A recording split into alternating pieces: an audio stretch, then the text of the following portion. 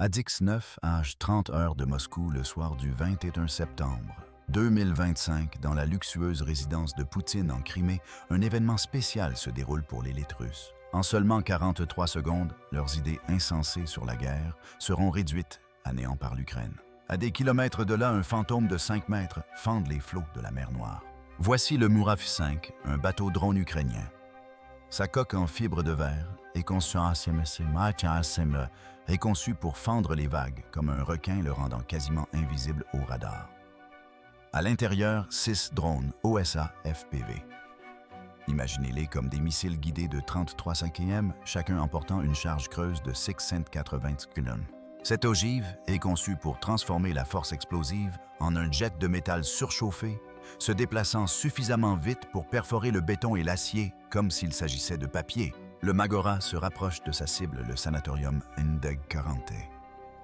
Ce lieu privé sert de refuge aux criminels de guerre russes. Il joute 4 centres hospitaliers d'État où le FSB élabore ses prochains plans secrets. La destruction de cet endroit ne se résume pas à un simple camouflet. Il s'agit de paralyser leurs machines de guerre et de sécuriser le corridor céréalier vital de l'Ukraine. À Dix 9, à 31 heures locales, à 5 km de la côte, le Mora ralentit considérablement. Ses portes s'ouvrent et une à une, 6 formes silencieuses glissent dans la mer Noire. Le vaisseau mère effectue un dernier verrouillage laser de 10 secondes, puis disparaît dans l'ombre. Sa mission est désormais entre les mains de ses descendants. Les CO6 drones OSA accélèrent instantanément, atteignant 96 km/h en rasant la surface à une altitude suffisante pour sentir les embruns. Ils ne volent pas en ligne droite comme des idiots. Ils exécutent une tactique née du désespoir et du génie, une stratégie mise au point par le service de renseignement ukrainien WHO, baptisé Chaîne Fantôme. Soudain, le drone de tête crache un nuage de ce qui ressemble à de la poussière métallique, 500 paillettes. D'aluminium. Pour un opérateur radar russe, ce nuage est un cauchemar. Un blizzard de centaines de fausses cible le leurre parfait. Les 5 autres drones se dissimulent juste derrière ce mur de parasites électroniques. Ils longent le pied des falaises de Foros, volant dans l'ombre radar de la roche elle-même. Pour dégager le passage à une patrouille russe, ils surgissent pendant exactement 2,7 secondes, s'exposant sur seulement 3,6 mètres avant de disparaître dans l'obscurité. À Dix 9 h 2 heures locales, la nature se rebelle.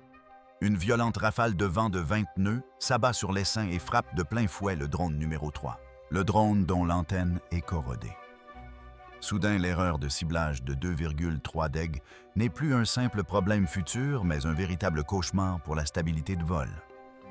Le drone se débat comme un cheval sauvage, son IA peinant à compenser. À des centaines de kilomètres de là, dans un bunker en béton profondément enfoui sous Odissa, un opérateur observe son écran clignoter. Ses mains sont moites de sueur, tandis qu'il lutte contre les commandes, essayant de maîtriser manuellement une machine de 13 pouces, malmenée par une tempête, tout en volant à l'aveugle derrière un mur de paille. Le sort de toute la mission repose désormais sur ses épaules.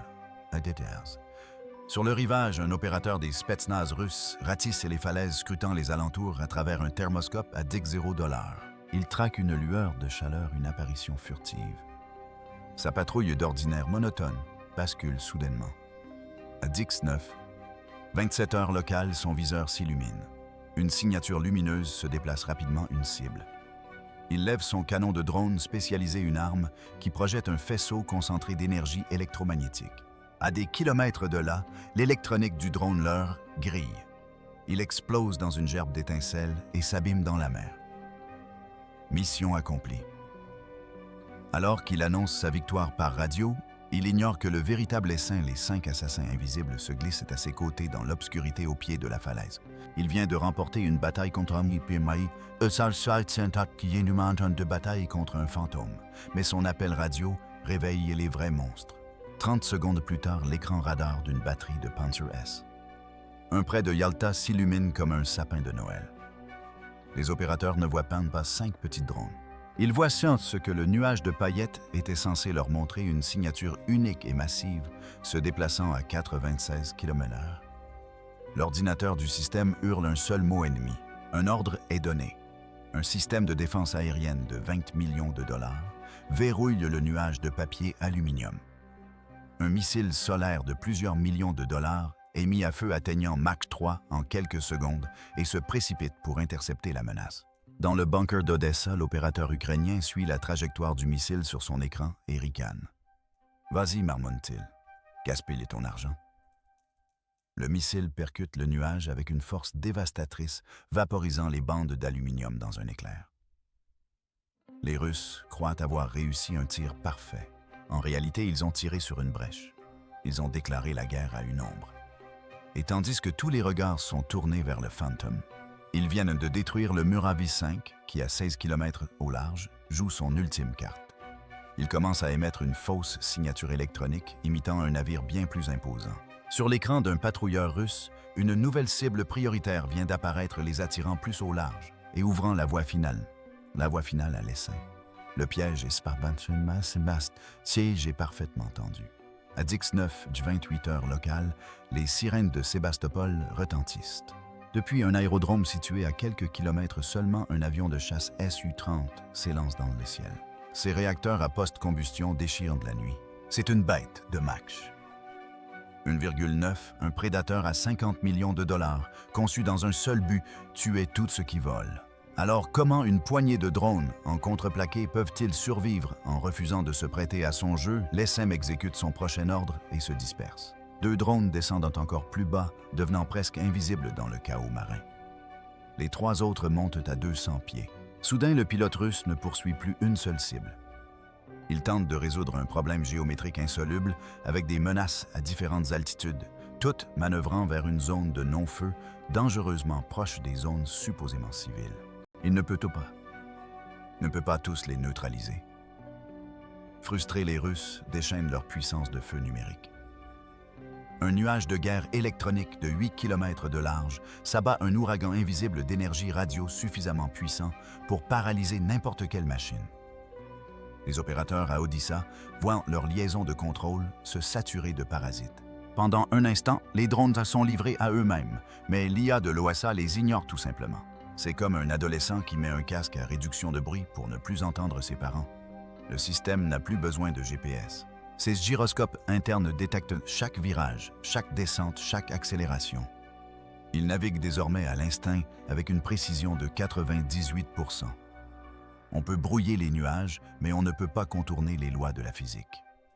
Cependant, le combat ne se limite pas aux airs. Au sol, les équipes Spetsnaz sont en embuscade. Elles déploient des filets sous-cinétiques et ouvrent le feu avec des mitrailleuses à guidage thermique. Un faisceau de traceurs se connecte. Un des drones de l'OSA disparaît dans un éclair. Un feu d'artifice éphémère et éclatant se détachant sur les falaises sombres. Un de -4 à éliminer. Dans le bunker d'Odessa, l'opérateur s'essuie le front. Son écran affiche le chiffre le plus important de la nuit. 20 secondes pour atteindre la cible. Il serre les commandes. « Tiens bon », souffle-t-il. « Tiens bon ». La Russie a un guépard. L'Ukraine a un renard. Et à cache-cache, le renard a toujours l'avantage. Le réseau de défense russe est en ébullition. Il déploie des millions de dollars de munitions pour traquer les 4 derniers drones. La lutte contre l'essaim semble perdue d'avance jusqu'à ce que l'Ukraine joue son atout maître. À 19h29 heure locale, l'un des drones OSA change complètement de signature électronique. L'appareil cesse d'être une menace. Au lieu de cela, il émet le code d'identification IFF-EF d'un avion de ligne civile et sa trajectoire semble désormais le mener droit sur une école du quartier. C'est un bluff, un coup de maître numérique qui place les commandants russes dans une situation inextricable. Doivent-ils tirer et risquer un incident international en abattant un avion de ligne au-dessus d'une école?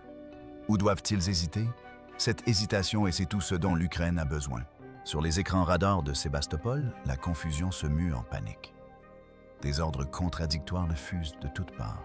Tout le système de défense aérienne du S-400 à 1 milliard de dollars aux soldats des Spetsnaz, armés de son fusil, se fige pendant quelques secondes cruciales. Leur attention est tellement C'est tellement focalisé sur l'avion civil fantôme qu'ils en oublient la véritable menace. Pendant que tous les regards russes sont tournés vers le sanatorium, les 4 véritables drones d'attaque se faufilent à travers le chaos créé par la zone d'ombre radar des falaises. Ils sont désormais totalement indétectables et ont une ligne de mire dégagée vers le sanatorium de 40 mètres. Au large à 20 m de la côte et dissimulé dans l'ombre d'un cargo céréalier, le Maguravi 5 accomplit son acte final. Elle émet une unique impulsion. Laser intense, un dernier murmure de données à travers l'eau. L'impulsion atteint le drone endommagé numéro 3 et corrige instantanément son erreur de ciblage de 3,6 deg. L'esprit de la machine a tendu la main une dernière fois comme un fantôme. Dans le bunker d'Odissa, l'opérateur observe 4 boîtiers verts se verrouiller sur la signature thermique du hall principal. Il se penche vers son micro, la voix calme et froide. Le piège est silencieux, le piège est déclenché. Il est temps de frapper. Il est Dix-9 H30 heure locale. Le bluff a parfaitement fonctionné, mais c'est terminé. Les commandants russes comprennent qu'ils ont été dupés et leur hésitation se mue en rage pure. Le système Panzer entre en action. Ses canons de 30 mm ouvrent le feu, crachant un mur d'acier dans les airs à une cadence de 4-0 coups par minute. Le ciel s'embrase sous une pluie d'obus explosifs. Chacun est conçu pour détruire un avion.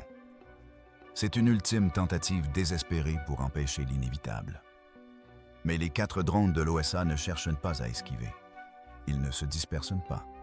Ils convergent tels 4 anges vengeurs. Ils plongent à travers le rideau de feu, se concentrant sur leur unique point d'attaque, le hall principal du sanatorium. Le drone de tête, celui dont le système de ciblage a été réparé place. Son réticule directement sur la signature thermique de la salle de banquet bondée. Un verrouillage parfait et inébranlable. Dans le bunker d'Odessa, la voix de l'opérateur est glaciale. Fox 3 a largué la charge utile. L'ordre est donné. C'est le STF-ETA, le passage de relais. Les drones ne sont pas l'arme, ce ne sont que des messagers.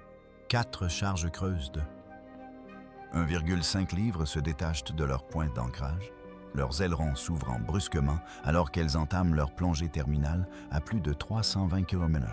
Mission accomplie. Les 4 vaisseaux mer drones virent brusquement, faisant demi-tour vers la mer, vers la sécurité du Murat qui attend patiemment dans les voies d'est de navigation. L'opérateur dans la soute n'attend pas l'impact. Il se lève d'un bond et frappe la console en signe de triomphe. « À livraison effectuée !» hurle-t-il à son équipe. « Maintenant, on se tire d'ici !» À l'intérieur du Dakar, la fête a viré au cauchemar. Le grondement lointain des canons des pantins est devenu un rugissement assourdissant. Un commandant des Spetsnaz hurle dans sa radio « Feu à volonté, feu sur tout !» Un VIP de haut rang laisse tomber son verre de caviar qui se brise sur le sol en marbre. « Comment est-ce possible ?» hurle-t-il. « Nous avons tout brouillé. » Mais les ogives de l'OSA se moquent du brouillage. Elles n'ont pas d'électronique à griller. Elles sont pure fureur cinétique guidées par les lois immuables de la physique. L'impact est un chef-d'œuvre de violence. La première ogive percute le toit de verre du hall principal.